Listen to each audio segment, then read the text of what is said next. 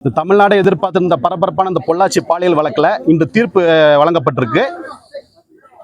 தீர்ப்பில் முடிவாக நீதிமன்றம் என்ன சொல்லியிருக்காங்கன்னா, 9 எதிரிகளும் குற்றவாளிகள் என்று அரசு தரப்பில் சந்தேகத்து இடம் என்று நிரூபிக்கப்பட்டதால் அவங்கள குற்றவாளிகள் என்று தீர்ப்பு வழங்கப்பட்டுள்ளது. அவங்களிடம் தண்டனை சம்பந்தமான விவரங்கள் கேட்டிருக்காங்க. அவங்க வயது காரணமாகவும் மற்ற அவங்க திருமணமாகாதவர்கள், வயதான பெற்றோர்கள் இருக்கிறார்கின்ற உடல்நிலை காரணங்களாகவும் சொல்லி லீனியன்சி கேட்டிருக்காங்க. அரசு தரப்பில் கடுமையான வாதங்கள் வைக்கப்பட்டுள்ளது.